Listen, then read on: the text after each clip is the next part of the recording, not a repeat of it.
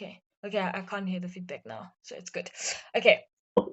So yeah, so I thought that was a good thing because I think sometimes that when you go on a personal development journey, you can tend to be hyper fixated in what you are doing, that you alienate the people around you. So in trying to Mm, develop yourself, you're also now creating another problem where you leave people behind. And so what you tend to yeah. do is try to find like-minded people, right? So then Mm, you have to go and seek people who understand the journey that you're going through. But then probably the best people to go on that journey with you are the very people who are around you, yeah, right? yeah. Because now you have to Mm, go seek other people who be in the same wavelength and understand exactly what you're going through. So I thought that was a mm, good thing that the wife came in at some point, and then it was a thing of, okay, let's work through this together, or the old man giving you tasks to say go and do 1 2 3 and 1 2 3, but you were not just doing those tasks by yourself, you were also doing them with your wife. mm. Oh well, it was you, but Dumisani's wife. um No, it's regarding regarding the solution. So in actual fact, the book was meant to not to have any solutions whatsoever. It was meant to Power be. off. I wanted to be focused solely on, because for me it felt like, Power so on. okay. Just to rewind a little bit, my editor, when we're doing the history of money and the Parent. the financial landscape, she said, there's so much information that we're gonna lose the reader. And on my side, what I'm trying to do here is not just to keep you reading. I want to also educate you, in the sense that unfortunately these things we don't learn from school, right? We're not taught in school. We just given like nothing. Is the history. There's no actual financial background that you're given for you to really understand how the financial world works and all that.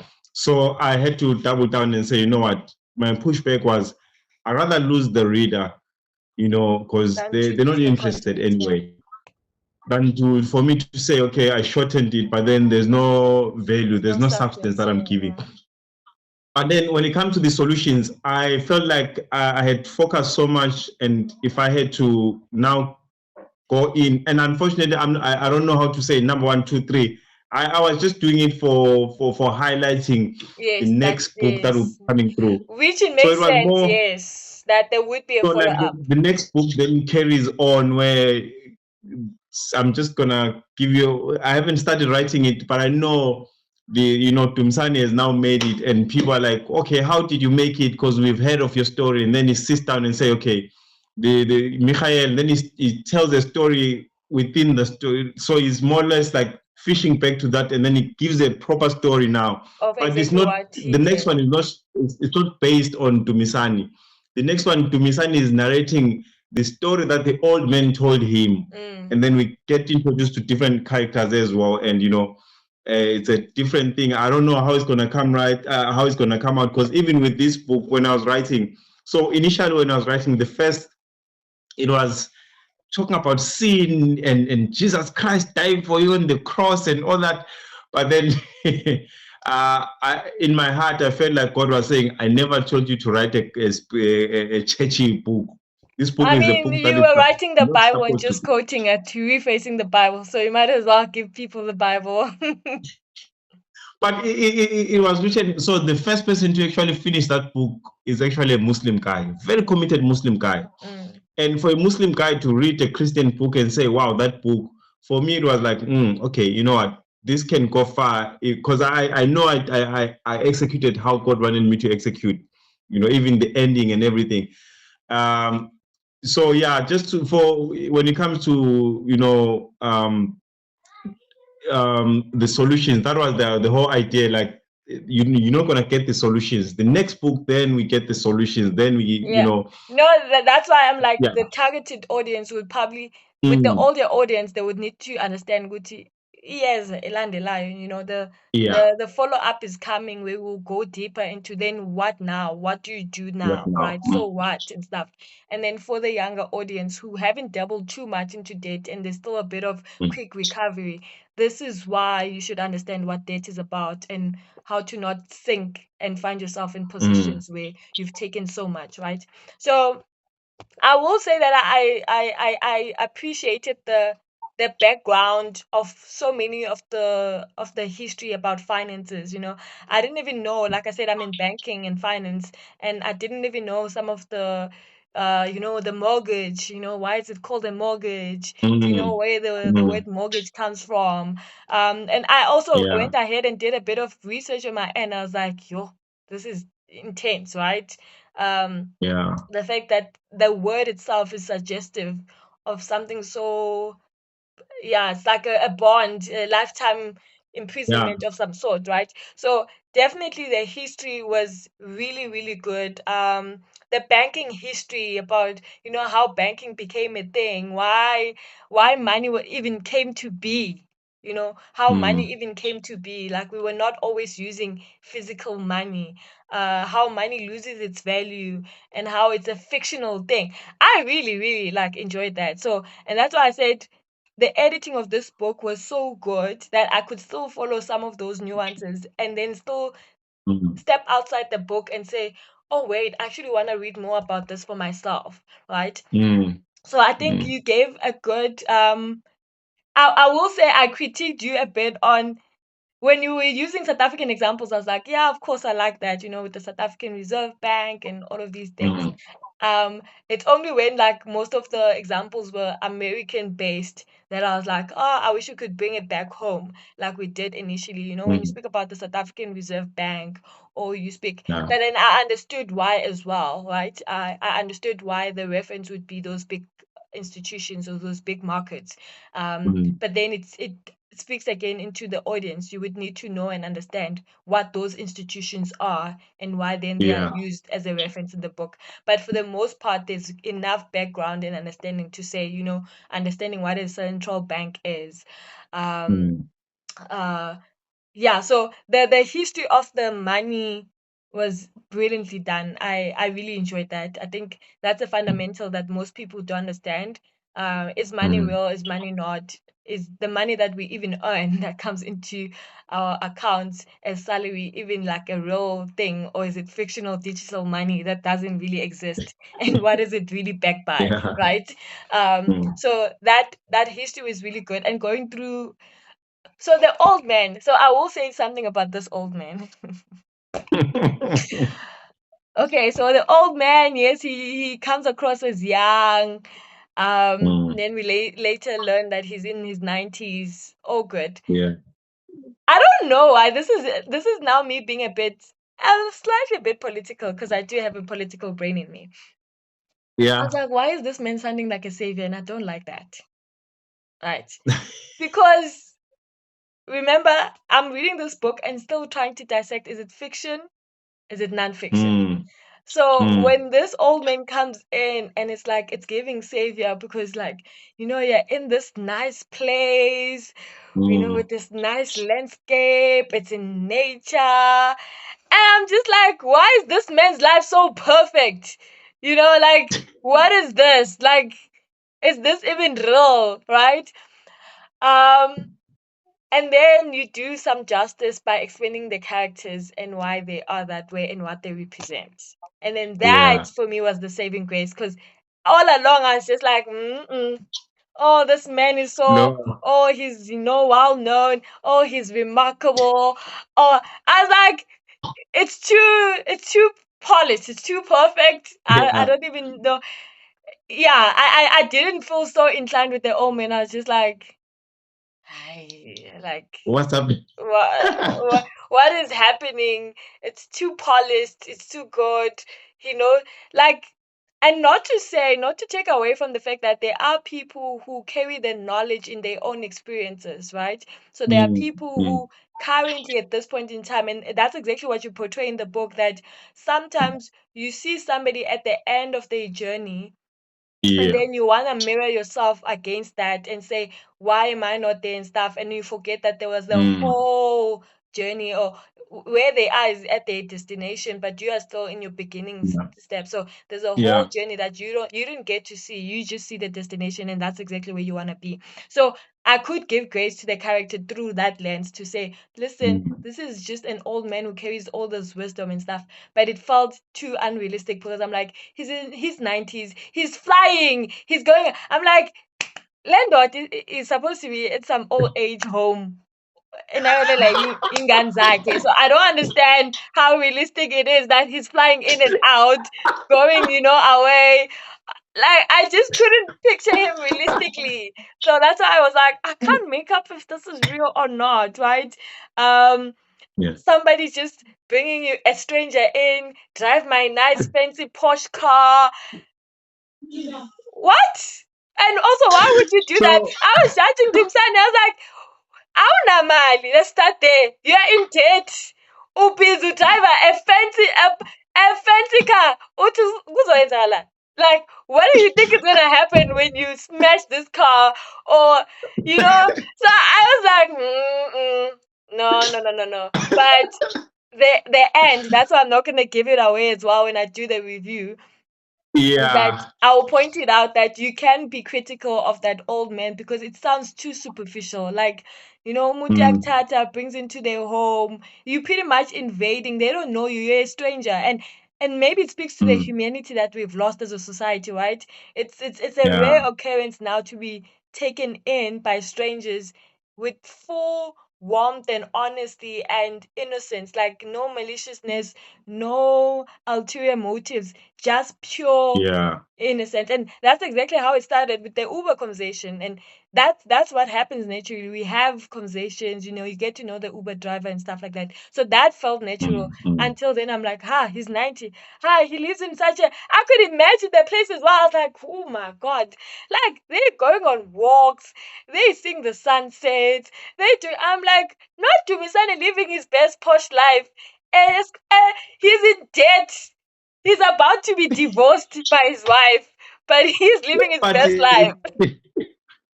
Kumbule is only going on Saturday night, so it's only once a I week. know, but still, uphila impela yakho. You're living your best life. But I understood because what you're trying to drive there is that this person is committed to wanting to gain whatever knowledge that there is to be given to him, and he's going to take it in bites and pieces and ask. And let's maybe speak about the sorry, I'm going to have to leave in about 9 minutes time. I just have a commitment. Okay, sure. So Okay. the introduction of the biblical scriptures, I really do love that, and that's why maybe I say the audience pretty much. And you did say Muslim guy and stuff, so you might, depending on where you are with your faith, it doesn't matter if it's Christianity and stuff, you might very much be inclined to appreciate the book for what it does, right? Where the foundation of some of the lessons aren't just made up by you, but they are sourced from, I guess, a higher power that is greater than you, which I guess is Yeah. good. So for anyone who's spiritually inclined in whatever they believe in, they would have an appreciation for scripture, right? It's only here and there I was like, this scripture, this one, angivumelani nayo in this context. But you know what? Which one? Tell me the one. This one. I did. It's on page 64. The old man seemed to sense my doubts. He quoted Hosea 4, chapter 4, verse 6. The good book says, my people are destroyed for lack of knowledge. I've given you a little bit of knowledge, but the verse continues, because you have rejected knowledge, I'll also reject you. Now, the reason I was judging you here, it's because of that old man. So I was feeling like, why is he making himself the carrier of this knowledge?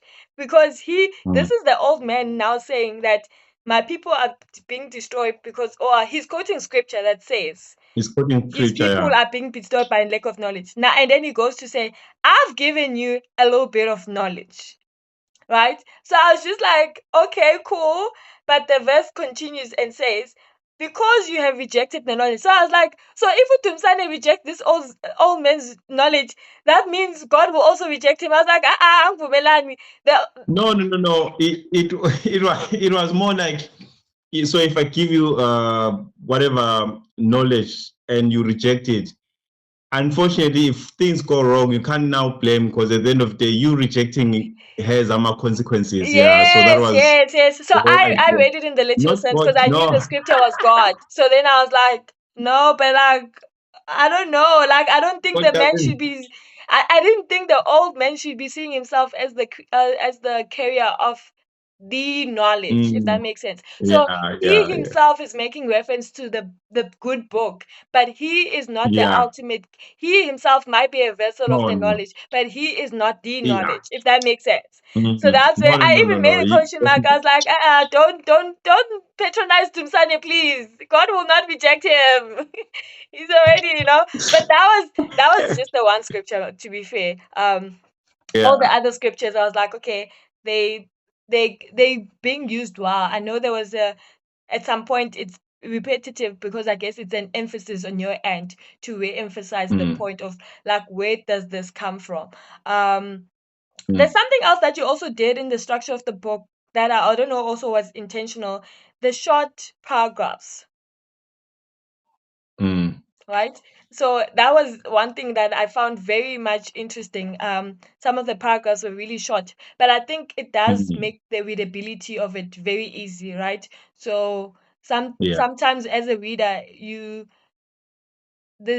feel good about reading through a page quicker or getting through so I think it does well for the reader when they can read and then like, okay, they can see that, okay, I've read a chapter, I've read a paragraph, I'm on to the next one, so it did feel a bit like, oh, I wonder if that was intentional. I had never seen it before. So a good example maybe would be in, say, page 79 and page 80. So where you can see, like, in page 79, the almost in the middle. So for Facebook, blah blah blah, you're speaking about the shareholders or the investors and stuff. So it's like one sentence of I guess you can call it a sentence, a paragraph, and then it moves on. So I was like, oh, that's actually interesting how you had chosen to structure your paragraphs, but it makes it easier for the reader as well, especially if this is meant to be a light but informative read. It's not meant to be heavy. It's not meant to be jargon and text. And you're not meant to page through this book and pause and go to Google and figure out, what is this word? What does this mean? And all of that. So I feel like it explains itself very well. I did mention again that I did enjoy the explanation of the different characters and their symbolism. I think that was brilliantly done. It made sense now who the old man was, because I did have a problem with him in reality, because I was like, too perfect. Which is so the funny part. There's a guy who I reference is a rugby player, who Oton Dungan. Yes. Again, so pretty much everyone I mentioned by name is someone I know. Yeah. In the local context, obviously not who Dave Ramsey, the Americans know. Yes. So I gave him the book while I was, and then he phoned me. He's like, the old man, you still have his numbers? Because it doesn't exist.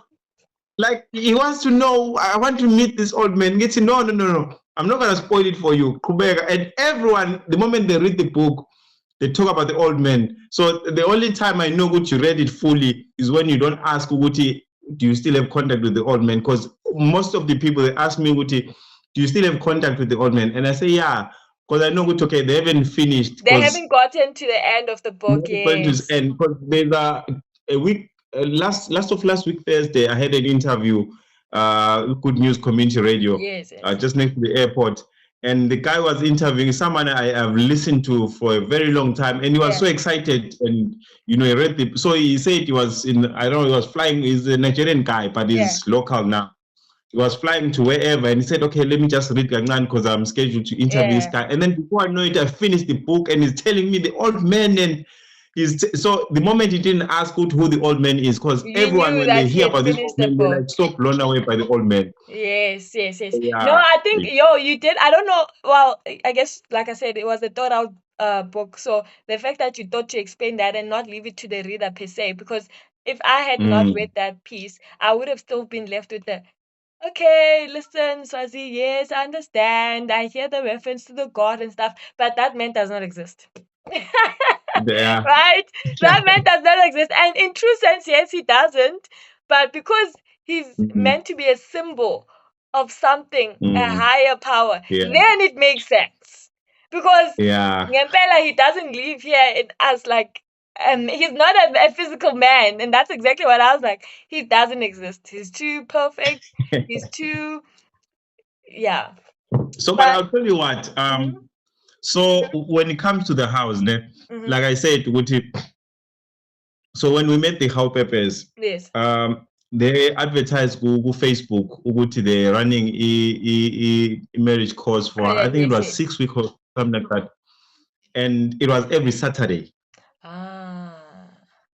Emhlanga kunelona konje course can't remember course lenzo yini but some fancy restaurant la a buffet. So I think we had about 16 couples or something like that that came through. And guess who was paying? The How Peppers.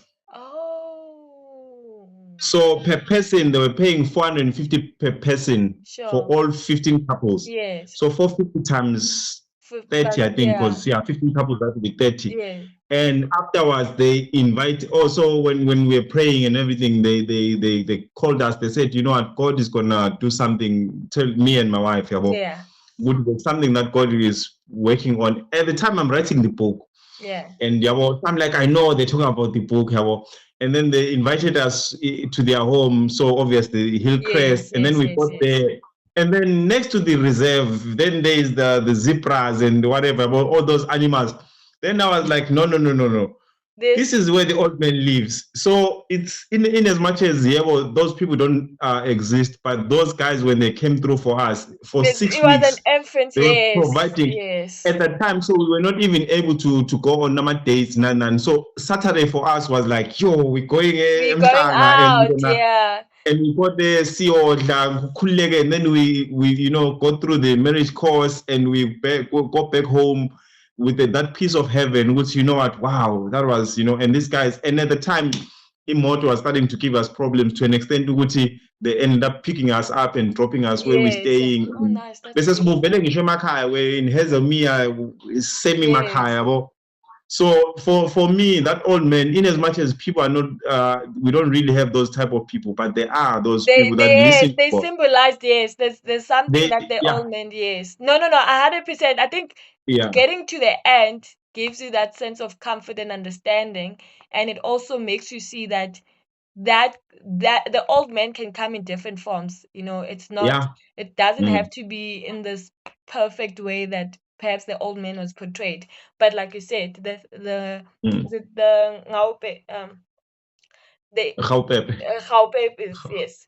They did that for you, and I can tell how that would have been too. So I guess in essence, I really, really did enjoy this book. I think because also I have a bit of my own financial background and financial understanding, some of it for me was not new, but then most of it that I read, I was like, okay, this is a good book that I actually will pass it on to somebody to read as well. But I want my copy back, so I don't want to give it to them. I'm actually only gonna give it to the person where I know they're gonna bring it back, because also giving people your books is not a good thing. You don't ever do that, because people don't deserve your books the same way that you do. No. So I only want to pass it on to them because I feel like we need to discuss a lot about it. So it's a good conversation starter. It's a good book to be discussed. That's why I'm like, I think your targeted audience might be some of the youngsters who are in church, who are finding themselves. I think it's a short, quick read that they can get through and discuss some of the aspects that are in it. Just dissect and dig a bit more about what they think about this book in the context of modern age now that we're living here. So, okay, we understand, debt is not good. seeking financial freedom is really great, but what do we do in the context of where we are? So great conversation starter. I also feel like great initiative for chasing, financial freedom. I think that's something. Just as a Black community, we have a long way to go in terms of that. Um, we For me, it always feels like we skipped a transition from, we go from people who are oppressed, who don't have access to all these system funds, resources, to being people who can have access to those things. But there's a gap or a transition period that was missed in terms of understanding and knowledge and how to use Yeah, it that knowledge. to our advantage, right? So we go from not having access to credit to having access to credit, but not knowing how to use it or how best to use it for the things that will develop us as a people. So right now we have a whole economy that is based on, and like I said, I am in banking, but I also have a few issues with banking itself and how it's structured. But we have a whole ecosystem that feeds from people having debt. It's the whole industry of banking is in existence because people are in debt. Without debt, the system doesn't exist, right? And Yeah. unfortunately, people do not know that power that they hold. Right? So I think I'm glad that there are people who are championing such thinking. There are people who are championing advice that is not just based on, you making things up, but you also backing it up with the Bible, and not also trying to enforce it and make it all holier than thou, but also push Yeah. the idea that we are human and we make mistakes and we can find ourselves in certain situations, but we need to take it back to the roots and take it back to the basics. And that's what this book is about, is take it back to the basics, understand what debt is, what's your relationship with money, what's your relationship with debt, what does scripture say about these things, and how do you put those things into practice and join the two together. So yeah, I think I actually did when I was rating it, I was like, okay, I would give it like a 3.5 stars, and only because of the so what, and maybe if when I read your follow-up book, it will then make me want to change the rating, because I did feel like, okay, I want to know which senza njani manje, like, we know, we understand debt, but we are in it, we are swimming in that, that moment in I'm thinking about the Bible with the disciples, where they are calling on Jesus. Jesus is sleeping, and they're like, dude, like, come on. And he's like, ye of little faith, like and call. So someone was complaining with the solution encwadini, like, yabo. Oh no, sorry. They actually ubencoma ukuthi he was thinking ukuthi chapter 1, this is how you get out of debt. But then ubencoma Yes. ukuthi, you know what, you took your time because that guy, the guy was telling about this. Someone who is like you, he knows, he interviews, I don't know how many people, African, all over Africa, he interviews someone. And so the information that he came across in the book, he was like, you know what, I actually appreciated that you took so much time to layer it. Yeah. And I was thinking, Muti, so when you read the good book, the problem is introduced to us. Also, sorry, there's a question. Is there an intentional reason why you called it the good book as opposed to the Bible? Is it not to chase away the reader? Yes. Okay. So if I say the Bible, and then immediately abantu, they're like, because most of us, like me, I wasn't born Christian along the way. So the moment you mention the Bible, I don't listen. I'm like, yes. But then when you say the good book, it's more, if you remember the chapter that talks about the casino. Yes, the casino, and the framing of the. So the position in the when they deliver it to you is in a palatable way. It's not gambling, it's games. Yeah, well, it's gaming, and so it's the psychology allows you. So that's just a human psychology. So when I say the good book, and people are very receptive, and then they know what I'm talking about, the Bible, but for some reason they accept it. But if you say the Bible, it's a psychological mind game. So that's why I actually intentionally use the good book. So when you read from Genesis, you are introduced to the problem, which is sin. Adam and Eve, literally the first characters that we introduce, they have a problem. But you know where you get the solution? All the way the way in New down, Testament, yeah. when they on the cross. So God takes his time to say, "Okay, this is To the problem," develop, yes. and he makes you to understand it fully before he gives you a solution. So I was giving an example with what's happening right now. Imagine if okay, I'm just gonna say Ubaba Mchunu, ne? Yes. Senzo Mchunu, the police minister. Yes.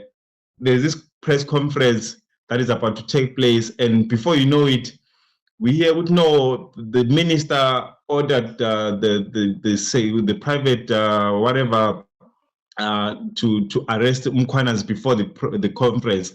And we say, okay, what was the conference about? No, Mkwanans was about to accuse the police minister of. What would you say? Yeah. You'd say, no, the minister is wrong. Yeah. Why didn't you allow him? But now, let's say, for argument's sake, Mkwanans he does the presentation and there's a lot of investigation. 2 years later, we find out, no, the minister wasn't involved and Mkwanans was actually lying. You respect the guy even more and say, wow, you know what, this guy, he did not just, even though he knew what they were lying, he said, okay, let everything he take his time process, to lay it down. Lay it down so that he doesn't. I want everyone to see. Yes, he so doesn't take you towards the conclusion. He places the puzzle pieces for you to build the picture. Yeah. So that's what the Bible has done for me when I read it. Like, you know what, God wanted me to see what had he just corrected things, we wouldn't have the appreciation of how deep it is, you know. Yeah. And then, but now, because we've seen like so many characters trying that are promising, then they fall again, and then eventually, when you get to Yeshua, now you get to Christ. When he comes in and he fixes things, we're like, wow, you're so appreciative of what he did for you. So I think it was also subconsciously, I'm doing the same thing where I'm like, okay, when we now get to the solution, you appreciate the fact that, you know what was holding you hostage, you know, the age-old slave master debt is nothing to play with. Even if they say, okay, it's a solution, it's just, you know, 2 minutes you're there, but you're like, I know this game, you know. Yeah, I know it's almost like I'm playing by and my it takes, feet. I mean, the system or the idea of money and debt, it piggybacks from people's lack of knowledge. And like you said, then that's scripture, you know, lack of knowledge. So without knowing how to maneuver it or without knowing how to work around it, and you know, you can argue that, but how are we going to live outside of debt? But also there is an argument to be made, but if debt cripples you to a point where your well-being, your family's well-being, or what you're brought on this earth to do is affected because of the very debt, then surely it's not supposed to be something that you take on. If I can, so because obviously, I mean, I'm now like fully in the space of personal finance. Yeah. And I get a lot of people that there's a guy we had to sit down. He was in the process of getting back. So this guy was saying Uti is in the process of signing some contract for this big business opportunity that he has. And Mina, how can I convince him to, or can I give him a presentation or an argument with where should we get the, I don't know, 5 million or 2, whatever, like 10 million or I don't know, 14 million or whatever it is. No, it wasn't 5 million, it was like 14 million just to do this and that. And it's like, if you're saying debt, you know, there are some things that you cannot do without debt. But that's where, you know, when someone does, he colonizes you to a point whereby you really don't even realize you're advocating for something that is actually not good for you. And I made an example with, so everyone knows who Jeff Bezos, ne? Yes. The Amazon guy.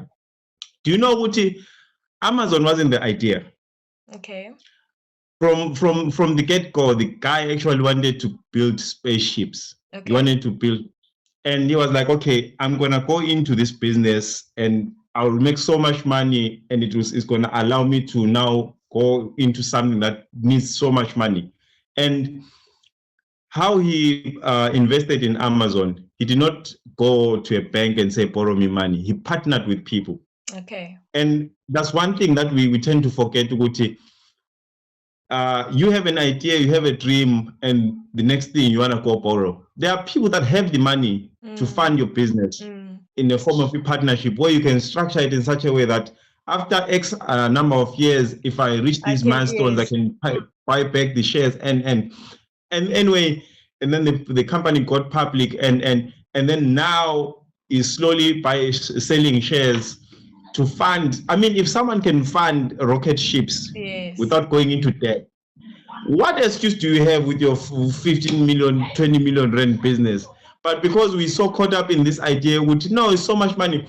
If God gives you that idea that is worth 200 million, trust me, He'll give you those avenues that make a way that will not you make contradict. a way. Yeah. But now we are so, you know, I think the other thing that is a bit challenging for us, we are so ready to reach the destination tomorrow morning, not realizing, and I only appreciated it now where I can really look back and say, wow, the most important thing is the journey. It's not the destination. And it's so painful because most of the so-called business people that we look up to, they get to that point and the missus or the husband isn't there anymore because yes, because I think you touch on that as well, hey. Because for me, yeah, I have a whole other view about finances and how we should be going about it. Because I'm anti capitalism, so there's a whole other thing, and I do believe that God did not bring us into this world to suffer and stuff, but I think there's a balance to be struck between having too much access of something and what good you use it for, and if it only benefits you to have the title to be called what does it mean to be a millionaire amongst people who do not have? So for me, I have a whole other thing around that, because you can speak about God, yes, and you are a billionaire, but we've distracted people because people are chasing your billionaire status more than they are chasing your godliness, right? So it can get a bit muddy when you think about the things that we chase and how they glorify us as versus to glorifying God, because it's you who's put in the pedestal. We want to dress like you. We want to look like you. We want to travel like you. We want to eat like you. Stuff. We are not wanting to be godlike like you, if that makes sense. So there's a lot that is there on that. But something else that is maybe because there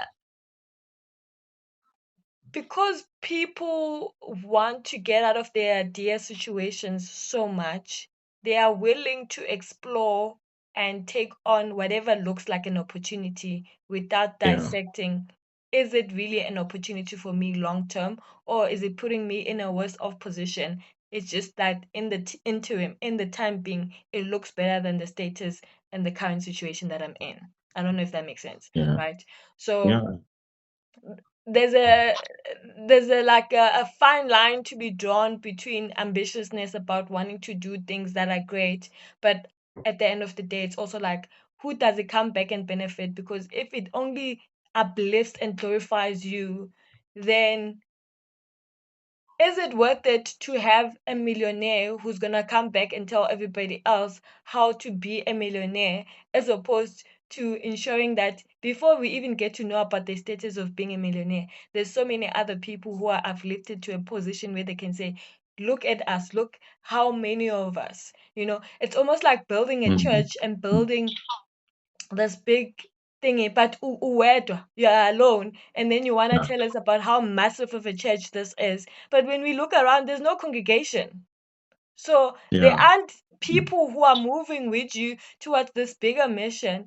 And so that's why I'm like, this is a good book for Christianity as well, because we need to speak about not debt itself, but also money as a conversation for us. What is our relationship as Christians with money, and what have we done? Because into Dumile Manje is we have mega churches, right? We have mega churches and people are in debt.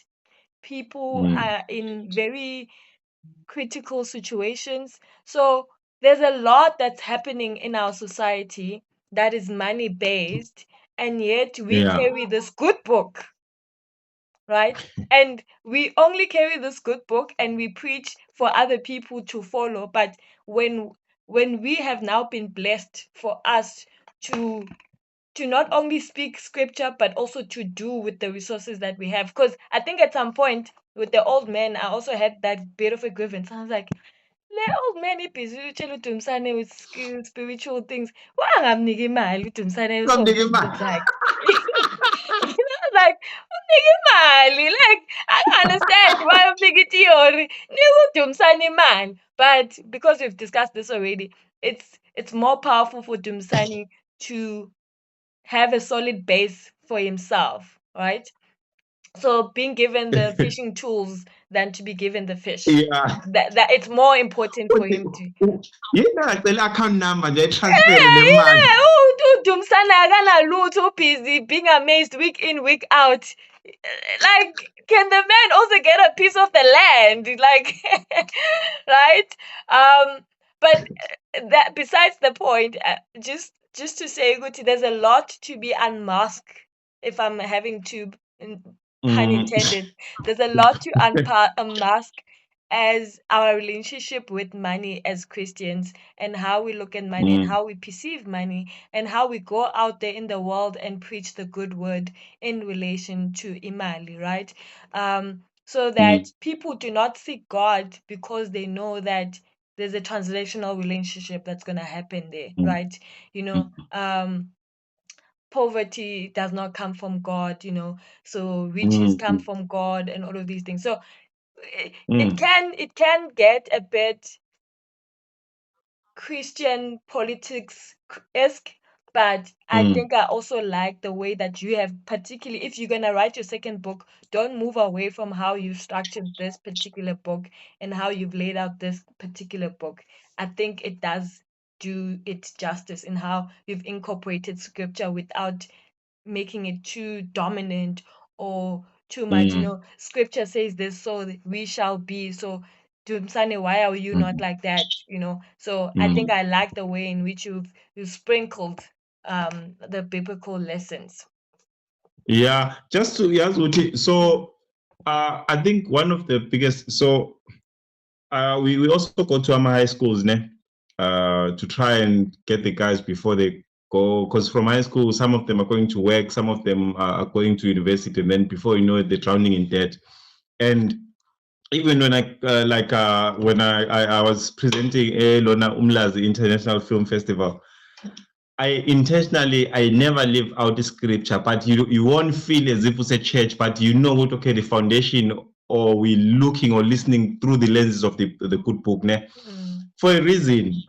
So the moment you don't have, and again, we are different, but the moment God, or the moment God is out of the picture, I promise you, you look at another human being as if they're not a human being, because you think you are all this. But just to try, and so there's this thing, Uti, the difference between being rich and being wealthy. Yeah. And they always define it as Uti. They're not wrong, but they miss the mark. They talk about umuntu like so and so is rich, but he's not wealthy. You know, wealthy people, they misunderstand that Uti, wealth and riches is two totally different things, but the way they dissect it is also wrong. The moment you talk about wealth, again, you go back to the history of the word, because I always love ukuthi wazi igama. So uma ula eThekwini, so uma useThekwini, a white person will tell you ukuthi I mean I'm Mhlanga. Usemhlanga, umhlanga. Kodwa uyibiza amhlanga. Yes, it takes away the essence. It takes away the essence. Mkababa, I don't know if you heard Mkababa. I've heard that word. No, I've never. That word. So it's called Mkababa, but if you actually research where it comes from, it's Mkababa. Oh. Umkababa. Mkababa. But then it loses its essence, and now you're just saying it. So when you research the word wealth, it means well-being. Well-being, yeah. So wealth is not about finances. It's well-being in terms of our finances, well-being in terms of our relationships, well-being in terms of your health, well-being. So we've got people that are billionaires, but they risk, they sacrifice health to get to that level And I in think you terms of touch on that and putting, well, that the yeah, health is wealth, yeah. it's so you get to a point where this guy, working under pressure, M17, you stepping on everyone just to get to that billionaire status, only to realize, Uti, so unfortunately, the body is designed in such a way, Uti, is very fragile if you put it in an environment that is not conducive to how it's supposed to operate. And then now you find, Uti, you've got ulcers, of all of a sudden you can't, your body cannot function correctly in terms of how you breathe. Guess what? Something that the trees are meant to give you for free, which is Then you oxygen. get, yes, Now I you're also supposed to go and enjoyed, buy it. yes, To I buy enjoyed it. Do you it know how so much expensive that, oxygen is? yes, that part I actually enjoyed so much, where you speak about ukuthi we are naturally given, isn't it? Yeah. But then we're having now to supplement it and go get it elsewhere because we've Yeah. destroyed this body, or we've destroyed this temple, that it can't survive and it can't sustain itself all by itself. And it was designed, by design, it was meant to be Yeah. able to do all those things. Yeah. Yeah. No, man. Anyway, wow. But yeah. I'm gonna then Thank answer your last question that you asked me on TikTok about why I do not interview authors and stuff. Yes, yes, Okay, yes. so let's start with this. So why am I a book content creator? So in general, nje, umuntu othanda iy'ncwadi, so I love reading just outside of creating content about it. And I think even when you reach out to me to get this book, I don't know if what I might have said, but I did say, Guti, I don't do marketing and promotions and all of that stuff because I genuinely want to keep this hobby of reading as a good hobby that I still enjoy, that doesn't feel like a secondary job. So I Right. don't want it to ever get to a point where it feels like an obligation. It feels like a something that must be done, right? So it's easier to enjoy anything when it feels part of my routine. It feels part of just what I do, who I am, as opposed to I have to show up. So now that I've been working a young working adult for a few years, I know exactly how it feels to wake up and say, Ish, I when I get namhlanje, I don't wanna be working. But because I've committed and I've made a contractual commitment, I have to show up. So with my books, I don't want to have that. I want to be able to have the excitement, have those emotions of like, I wanna do this. Let me actually on quickly because I think I'm about to lose my battery life. Give me a second. So, let's see. I do hear what you're saying, but Yes. I'll try and counter back. Yes. So there's so many people that I've rejected so many things that have to do with, do you want to promote, do you want to do this and stuff, and I'm like, if you want to give me your book so I can read and stuff, I'll gladly do that, but I don't want to do promotional work, marketing work,